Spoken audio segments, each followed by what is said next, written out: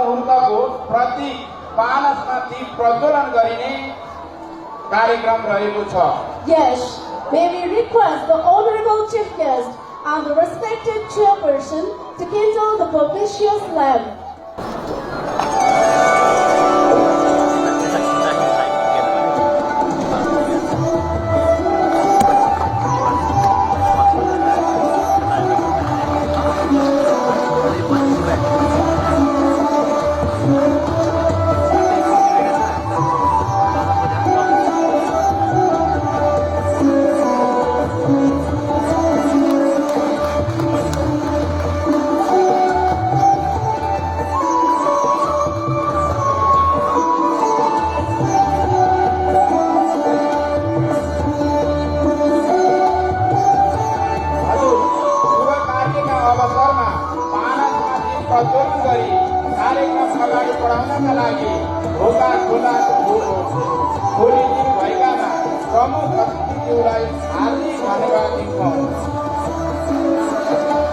मन्तव्यका लागि मनोवैज्ञानिक परामर्शदाता तथा मोडर्न बोर्डिङ माध्यमिक विद्यालय व्यवस्थापन समितिका सल्लाहकार श्री रविन कटवालज्यूलाई अत्यन्त प्रभावकारी मर्मस्पर्शी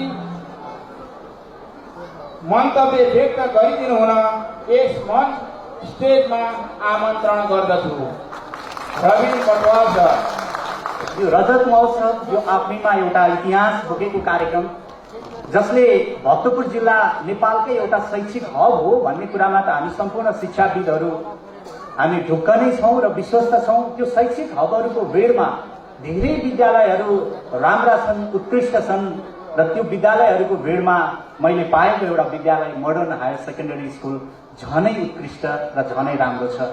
यस्तो भव्य र सभ्य कार्यक्रम जहाँ तपाईँ सम्पूर्ण शिक्षित व्यक्तिहरूको उपस्थिति छ, प्रमुख अतिथिको रूपमा देशको युवा पुस्तालाई मात्र नभएर राजनीतिक नेताहरूलाई पनि सत्कर्ममा डोराउन सक्ने एउटा यो यस्तो युवा पावर जो हामी सबैको सम्पत्तिको रूपमा लिने गर्छु। आदरणीय व्यक्तित्व पूर्व उद्योग मन्त्री महेश बस्नेतज्यू, ब्याजमा आसीन 101 शिक्षाविदहरू जसले आफ्नो दशकौं दशक शिक्षा क्षेत्रमा समर्पित गर्नुभएका तपाईँ विभिन्न विद्यालयका प्राचार्यज्यूहरू हुनुहुन्छ।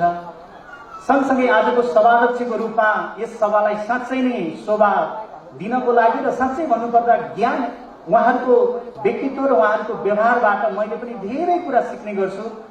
जो यो संस्थाको मोडर्न स्कुलको संस्थापक अध्यक्ष, त्यसै गरी प्राचार्य अनिल सर, उहाँको विशेष बुवा जसबाट हामी सबैले आशीर्वाद लिन पाएका छौँ, सम्पूर्ण मोडर्न फ्यामिली शिक्षक शिक्षिकाज्यूहरू, ब्याजमा जसले पर्फर्मेन्स देखाइराख्नु भएको छ ती कलिला भाइ बहिनीहरू र उहाँहरूका तपाईँ सुन्दर मम्मीहरू र ह्यान्डसम बाबाहरू, तपाईँहरू सम्पूर्णलाई फेरि पनि म नमस्कार गर्न चाहन्छु। एउटा प्रसङ्गबाट म तपाईँहरूलाई अभिभावकज्यूहरूलाई विशेष गरी एउटा आत्मबोध गराउन चाहन्छु कि एकचोटि एकजना महिला आफ्नो त्यस्तै नर्सरी या एलकेजीमा पढ्ने आफ्नो 4-5 वर्षको सानो बाबुलाई हातमा डोराएर कतै जानको लागि घरबाट बाहिर निस्किनु भयो।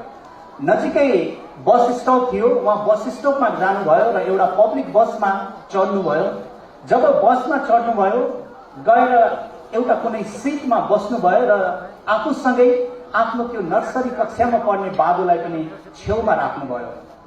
जब आमा छोरा सँगैको सिटमा बसिराखेका थिए त्यति नै खेर आमाले हतरपतर आफ्नो ब्यागबाट एउटा किताब निकाल्नुभयो र किताब पल्टाउन थाल्नुभयो र त्यो आमा सँगसँगै उहाँको छोराले पनि हतरपतर आफ्नो स्कुलको ब्यागबाट एउटा किताब निकाल्नुभयो र आमासँगै त्यही सिटमा बसेर पढ्न थाल्नुभयो। जुन दृश्य उतापट्टिको सिटमा बस्ने एकजना यात्रुले देख्नुभयो र यात्रुले यसो निहालेर हेर्नुहुन्छ, ओहो आजको समयमा पनि बालबच्चाहरू त मोबाइलमा, ट्याब्लेटमा, विभिन्न खालका इलेक्ट्रोनिक ग्याजेट्समा बिजी हुने टाइममा कस्तो अद्भुत दृश्य, यति सानो बच्चा हेर बसमा चढ्न नपाउँदै पढ्न थाल्नुभयो। बच्चाको आमा पनि पढ्दै हुनुहुन्छ। ती यात्रुको लागि यो दृश्य एकदमै नयाँ लाग्यो। अनि निहालेर हेर्नुभयो, आमाले बाबुले पल्टाउँदै गरेको किताब त ठिकै छ, बाबुले पढ्दै गरेको किताब त ठिकै छ, तर आमाले पढ्दै गरेको किताब चाहिँ उल्टोतिर फर्किरहेको थियो।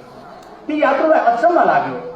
होइन, यी महिलाले के साँच्चै किताब पढ्दैछिन् या त पढेको जस्तो यो नाटक गर्दैछिन् सोध्नु पर्यो भनेर नजिकै गएर ती यात्रुले सोध्दै भन्नुभयो ती महिलालाई, महाशय के तपाईँ साँच्चै किताब पढ्दै हुनुहुन्छ कि यो पढे जस्तो नाटक गर्दै हुनुहुन्छ? हजुरको किताब त उल्टोतिर फर्किएको छ नि।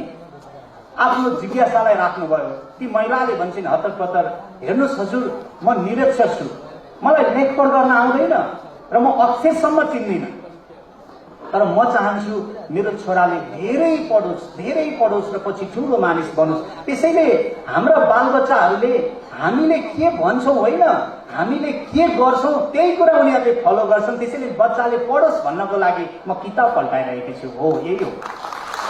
व्यवहारबाट बच्चाले सिक्छन्, हाम्रो आचरणबाट बच्चाले सिक्छन्, हाम्रो बोलीचालीबाट बच्चाले सिक्छन्। त्यसैले मोडर्न स्कुल मैले यस्तो पाएको छु जहाँ अभिभावक मात्र होइन, यो संस्थाको संस्थापक अध्यक्ष, प्राचार्य, हाम्रा टिचरहरू मात्र होइनन्, हाम्रा हरेक यो स्कुललाई लिड गर्ने व्यक्तित्वहरू आफैमा सरल, मृदुभाषी, नम्र। जसरी एउटा उर्वर भूमि जति नम्र हुन्छ नि, जति नरम हुन्छ नि उर्वर भूमि, त्यो खेत जहाँ साग र काउली रोप्न ठिक्क पारेको जमिन हेर्नुहोस् त कति उर्वर छ र त्यो कति नरम छ। टेक्न पनि माया लाग्छ। हामी खेतको आली टेक्दै त्यो उर्वर भूमिलाई सम्मान गर्छौँ, तर त्यो मैदानमा पनि माटो नै छ, तर मैदानको माटो सारो छ। त्यो सारो माटोमाथि हामी जुत्ता लगाएर उफ्रिन्छौँ, मर्निङ वाक गर्छौँ, फुटबल खेल्छौँ, क्रिकेट खेल्छौँ। सारो माटोलाई सबैले खुट्टाले खिच्छन्, तर नरम माटोलाई सबैले सम्मान गर्छन्। त्यही नरम माटोको एउटा संगठन, नरम माटोको एउटा संस्था यो मोडर्न विद्यालय आज 25औं वसन्त पार गरिसकेको छ। तपाईँ सम्पूर्ण उपस्थित महानुभावहरूलाई यो खुसीको क्षणमा यी खुसीहरू साट्न पाउँदा म भर्खरै शिक्षा क्षेत्रमा उदाउँदो व्यक्तित्व करिब 12 वर्ष अगाडिदेखि मैले शिक्षा क्षेत्रमा काम गर्दैछु। आजभन्दा करिब 8-10 वर्ष अगाडि यही सोसाइटीमा अभिभावकलाई पनि प्रशिक्षण दिनुपर्छ है भनेर स्कुलमा जाँदा धेरै स्कुलहरू थिए, सर के को training, computer training, language training भन्नुहुन्थ्यो। तर आज कुनै पनि एउटा यस्तो विद्यालय छैन जसले आफ्ना अभिभावकलाई एउटा असल शिक्षा दिन, अभिभावकीय शिक्षा दिनबाट वञ्चित भएको कुनै पनि विद्यालय अहिले छैन। त्यसैले मैले यो 12 वर्षको अवधिमा यहाँहरू जस्तै 16 लाख भन्दा बढी मानिसहरूलाई जीवनको सही बाटोमा डोराउने क्रममा 500 विद्यालय पुग्ने होला, तर मलाई भित्रबाट साँच्चै नै आफू एसोसिएट भएको र आफूलाई पनि आनन्द आउने विद्यालय म मोडर्न स्कुललाई लिने गर्छु। त्यसैले जहाँ जहाँ जान्छु पारिवारिक सद्भाव के हो, पारिवारिक कोअपरेसन के हो भन्ने कुरा मोडर्न विद्यालयका फाउन्डरहरूबाट बाबा अनिल सर, राजन सर, त्यसै गरी साधन सर र उहाँहरूको सपरिवारबाट सिक्नुहुन्छ र सिक्नुहोस् भन्ने सन्देश म देशभरि दिने गर्छु। वास्तवमा यो संस्था आफैमा धन्य छ। यहाँका बालबच्चाहरू हाम्रा टिचरका लागि होमवर्क गर्दैनन्, अभिभावकको आँखामा छारो हाल्नको लागि मात्रै पढ्न आएका छैनन्। हामीलाई थाहा छ यहाँका हरेक विद्यार्थीहरूलाई हामीले इन्स्पायर गरेका छौँ र भन्ने गर्छौँ, बाबु नानी हो तिमीहरू आफ्नो लागि पढ, अभिभावकको लागि होइन, सोसाइटीको लागि होइन, यो स्कुलका टिचर र प्रिन्सिपलको लागि होइन, बाबु नानी हो आफ्ना लागि पढ भनेर हामी इन्स्पायर गर्छौँ। विभिन्न पक्षहरू उनीहरूलाई मोटिभेसन दिँदै, उनीहरूलाई काउन्सिलिङ गर्दै जीवनको सही बाटोमा हिँड्न हामी प्रेरित गर्छौँ। त्यसैले अभिभावकज्यूहरू र यहाँ उपस्थित सम्पूर्ण विद्वान व्यक्तित्वहरू हुन पनि हो, यो संसारका 95% मानिसहरूले अरूलाई देखाउनलाई काम गर्छन्, चाहे ती स्टाफ हुन् या त विद्यार्थी हुन्, अरूलाई देखाउनलाई काम गर्छन्। तर थाहा छ हामी जस्तो काम गर्छौँ त्यसको नतिजा हामी स्वयंले बेहोर्नुपर्छ। एउटा प्रसङ्ग बाँड्दै मेरो शुभकामना मन्तव्यबाट म बिदा हुनेछु। यो प्रसङ्ग धेरै समय अगाडि एउटा देशको राजाले आफ्ना देशमा भएका 3000 भन्दा बढी कर्मचारीहरू मध्येबाट कुनै एकजनालाई विशेष इम्प्लोइ अवार्ड, उत्कृष्ट कर्मचारीको अवार्ड दिने घोषणा गर्नुभएछ र उद्घोष गर्नुभयो कि 3000 भन्दा बढी कर्मचारीबाट कुनै एकजनाको नाम सर्टलिस्ट गर। राजाका स्वकीय सचिव र नजिकका कर्मचारीहरूले विभिन्न क्राइटेरियाको आधारमा लिस्टहरू बनाउँदै गए 3000बाट घटाएर 300 जनाको लिस्ट बन्यो, 300 जनाबाट पनि फेरि घटाएर 30 जनाको लिस्ट बन्यो, 20 जना, 15 जना, 10 जना, 5 जना हुँदै अन्तिममा 3 जनाको लिस्ट फाइनल लिस्टमा आइपुग्यो। अनि त्यहाँका कर्मचारीले भन्नुभयो राजालाई, सरकार यो 3 जना मध्ये सबैभन्दा उत्कृष्ट को छ, हामीले छुट्याउन सकेनौं, हजुर आफैले छुट्याउनु पर्यो। राजा छक्क पर्नुभयो, ओहो मेरा यस्ता 101 कर्मचारीले पनि नसकेको काम म कसरी सकौँला। तैपनि राजाको दिमागमा एउटा आइडिया आएछ र आफ्ना ती 3 जना सर्ट लिस्टमा परेका कर्मचारीलाई एक दिन दरबारमा बोलाउँदै एक-एकवटा रित्तो ठेलागाडा हातमा दिँदै भन्नुभएछ, तपाईहरू यो ठेलागाडा लिएर कतै जानुस् र मलाई मनपर्ने केही चिज यो गाडामा लिएर आउनुहोस्। तीनैजना कर्मचारीहरू गेटबाट बाहिर निस्किए रित्तो ठेला गाडा लिएर। अनि सोच्न थाले राजालाई मनपर्ने के चिज लिएर जाने होला। एकजना कसैले आइडिया निकाल्नु भयो, हाम्रो राजाले त प्रशस्तै फलफुल खानुहुन्छ, राम्रा र ताजा फलफुल पाए त राजा झन् मक्खै पर्नुहुन्छ, जाउँ बगैँचातिर राम्रा राम्रा फलफुल टिपेर लिएर आउँ। तीनैजना कर्मचारी बगैँचातिर गए र सबैभन्दा पहिलो कर्मचारी यो अग्लो आँपको रुखमा चढे र राम्रा राम्रा आँप, यो अलिक बढी पाकेको छ यो लान्न, यो अलिक काँचो छ यो पनि लान्न, यो ठिक्क पाकेको छ यो चाहिँ लान्छु। राम्रा राम्रा आँप, राम्रा राम्रा स्याउ, राम्रा राम्रा सुन्तला, राम्रा राम्रा कटहर, लिची, त्यो बगैँचामा जति पनि फलफुल थिए राम्रै राम्रा फलफुल टिपे र त्यो गाडामा भरे। दोस्रो र तेस्रो चाहिँ सेल्फी खिचेर बसेका थिए। I am with apple tree, I am in banana tree भन्दै सेल्फी खिचेर बसेका थिए र करिब 2 घण्टा लगाएर त्यो पहिलो कर्मचारीले जब गाडा पूर्ण रूपमा भरिसक्नुभयो, दोस्रो कर्मचारीले पहिलो कर्मचारीलाई गाली गर्दै भन्नुहुन्छ, ए मूर्ख, आजको 21औं शताब्दीमा आफ्नो बचाव कसरी गर्ने, छिटो छरितो काम कसरी गर्ने मबाट सिक न अलिकति। तिमीलाई के थाहा, त्यो अग्लो आँपको रुखमा चढेको बेला रुखको हाँगाबाट खसेको भए के हुन्थ्यो? कुरा त्यसो होइन, मबाट सिक। राजालाई के थाहा त्यो गाडाको तल पिँधमा राम्रा फलफुल छन् भन्ने कुरा राजालाई के थाहा हुन्छ? मबाट सिक, काम कसरी छिटो छरितो गर्ने भन्दै उसले चाहिँ तिनै भुइँमा झरेका, किराले खाएका, असिना पानीले चुटेका, ती भुइँमा बग्रेली झरेका फलफुल टिप्यो, गाडा भर्यो र माथिबाट एक पत्र चाहिँ फेरि उसले पनि राम्रा फलफुल हालेर छोपिदियो। अब झट्ट हेर्दा पहिलो र दोस्रो गाडा उस्तै देखिन्थे। अब पालो आयो तेस्रोको। तेस्रोले भन्छ, पहिलो त मूर्ख हो नै, त्यो पहिलो भन्दा पनि महामूर्ख त तिमी दोस्रो हो भन्दैछ दोस्रो कर्मचारीलाई। तेस्रोले, दोस्रो त छक्क पर्यो, हो पहिलो कर्मचारीलाई यस्तो आइडिया दिने म कसरी महामूर्ख भएँ, जिज्ञासा राखेछ। तेस्रोले भन्छ, कुरा के हो भने बाबु, सायद तिमी फ्रेस फलफुल हाल यो गाडामा या त भुइँमा झरेका फलफुल टिपेर हाल, तर गाडाको ओजन त उति नै हो, अहिले त्यो गाडा तान्दै तान्दै दरबारमा त पुर्याउनु नै छ। त्यसैले मबाट सिक क्या, साँच्चै स्मार्ट चाहिँ कसरी बन्ने, मेरो जस्तो आइडिया कपी गर भन्दै उसले चाहिँ त्यही भुइँमा झरेका पात, पतिङ्गर, स्याउला, पत्कर झ्यास झुस हालेछ, गाडा हलुका पनि भयो र माथिबाट एक पत्र चाहिँ उसले पनि राम्रा फलफुल हालेर छोपिदिएछ। अब झट्ट हेर्दा तीनवटै गाडा उस्तै देखिन्थे। तीनैजना कर्मचारी दरबारतिर फर्के। तेस्रो कर्मचारी त आधी घण्टा पहिल्यै दरबारको गेटमा आइपुग्नु भयो। त्यहाँ आएर मजाले आराम गर्नुभयो, चिसो खानुभयो, चिया खानुभयो, सेल्फी खिच्नुभयो र आधी घण्टा पछाडि दोस्रो र तेस्रो कर्मचारी असिन र पसिन हुँदै गाडा तान्दै तान्दै जब दरबारको गेटमा आइपुगे, तेस्रोले त्यहाँ पनि एकछिन लेक्चर दिनुभयो र भन्नुभयो, देख्यौ कति गाह्रो हुँदो रहेछ, मबाट सिक क्या, स्मार्ट कसरी हुने, एकछिन लेक्चर त्यहाँ पनि दियो। जब तीनैजना कर्मचारी गेटबाट छिरेका मात्रै के थिए, राजाले देखिराख्नु भएको थियो, हेरिराख्नु भएको थियो। जब तीनैजना कर्मचारी गेटबाट इन्ट्री गरेको देख्नुभयो, आफ्ना सुरक्षाकर्मीलाई आदेश दिँदै भन्नुभयो, यी तीनैजना कर्मचारीलाई छुट्टा छुट्टै कोठामा लगेर आफ्नो आफ्नो गाडासहित खुनिदियो र त्यो चाबी ल्याएर मेरो टेबलमा राखिदियो। सुरक्षाकर्मीले त्यसै गरे, छुट्टा छुट्टै कोठामा खुनिदिए र चाबी ल्याएर टेबलमा राखिदिए। दिन बित्न थाल्यो, 1 दिन बित्यो, 2 दिन बित्यो, तेस्रो दिन भइसक्यो। सुरक्षाकर्मीहरू छटपटाइसके, लौ न भित्र थुनिएका साथीको हालत के भयो होला। चौथो दिन भइसक्यो, राजाले ढोका खोलिदिनुहुन्न। 5औं दिन पनि बितिसक्यो, अब त सुरक्षाकर्मीको बैठक बस्यो, लौ न राजालाई सम्झाउनु पर्छ।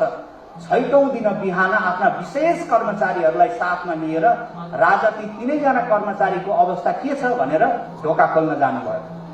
जब पहिलो कर्मचारीको ढोका खोल्नुहुन्छ त 6 दिनदेखि फ्रेस फलफुल खाएर उत झन् हृष्ट पुष्ट, आज आँप खान्छ, भोलि कटहर खान्छ, पर्सि स्याउ खान्छ, पर्सि सुन्तला खान्छ। 6 दिनदेखि फ्रेस फलफुल खाँदा त्यो त झन् हृष्ट, झन् पुष्ट, उत झन् उज्यालो, हँसिलो खुसिलो यहाँहरू जस्तै। अब दोस्रोको हालत के छ भनेर दोस्रोको ढोका खोल्दा 1-2 दिन त फ्रेस फलफुल चाहिँ खायो, त्यसपछि त भुइँमा झरेका, किरा लागेका, ती आदि कुहिएका, बयल्लेका फलफुल खाँदा डायरिया भयो। बिचरा पर कुनामा पेट समातेर डायरियाले थलिएर बसिरहेको रहेछ। अब तेस्रोको हालत के छ भनेर तेस्रोको ढोका खोल्दा त 1-2 दिन त फलफुल थियो, खायो, त्यसपछि त स्याउला पत्कर खानेकुरा भएन। बिचरा त्यही घाँस स्याउला माथि भोकले पिक्लिक्क भएर छटपटाउँदै रहेछ। राजाले देखाउँदै भन्नुभयो, देख्यौ हामी अरूलाई देखाउनका लागि काम गर्छौँ, तर त्यसो होइन, हामी जस्तो काम गर्छौँ त्यसको नतिजा हामी स्वयंले बेहोर्छौँ जीवनमा। त्यसैले हाम्रा भाइ बहिनीहरू सिर्फ नेपालीको होमवर्क बुझाउनलाई होमवर्क गर्दैनन्। नेपालीको ह्यान्डराइटिङ, नेपालीको व्याकरण, नेपालीको हिज्जे, त्यसको शब्द उच्चारण, त्यसको मिठास, त्यसभित्र लुकेका साहित्यिक शब्द र अर्थ बुझ्ने किसिमले पढ्छन्। हाम्रा भाइ बहिनीहरूले इङ्ग्लिसको ग्रामर मात्रै सिक्दैनन्, त्यो इङ्ग्लिसभित्रको लिटरेचर र त्यो भित्रको फोनेटिक्स पनि सिक्छन्। हाम्रा भाइ बहिनीले सिर्फ म्याथको फर्मुला र साइन्सको फर्मुला सिक्दैनन्, उनीहरूले जीवनका फर्मुला पनि सिक्छन् र त्यही जीवन र दर्शन पढाउने स्कुल एउटा संस्कार समेत सिकाउने विद्यालय, जो संस्कार सहितको शिक्षा दिने यस मोडर्न विद्यालयका तपाईँ सम्पूर्ण अभिभावकहरूलाई स्कुलहरूको भिडमा मोडर्न विद्यालयलाई छानेर तपाईँले साँच्चै जीवनमा धेरै राम्रा काम मध्ये यो पनि साँच्चै राम्रो काम गर्नुभएको छ। यहाँहरू सम्पूर्णलाई बधाई दिँदै म सायद यही जीवनमा म चाहन्छु हाम्रो बाबु गाजी कसपाल, अनिल सर, हामी त्यो 50औं वर्षको वर्षगाँठ पनि हाम्रो त्यो विशाल कम्पाउन्डमा हामी मनाउनेछौँ। त्यो दिनको व्यग्र प्रतीक्षामा अरू 25 वर्ष म तपाईँहरूको साथमा रहनेछु। यहाँहरू सबैको शुभ दिन हवस् त। धन्यवाद। धेरै धेरै धन्यवाद आदरणीय रबिन कटुवाल सरलाई निकै नै सान्दर्भिक तथा प्रेरणादायी मन्तव्य प्रस्तुत गरेर जानुभएकोमा उहाँलाई धन्यवाद ज्ञापन गर्नका लागि एकपटक जोरदार ताली बजाइदिनु हुन अनुरोध गर्दछौँ।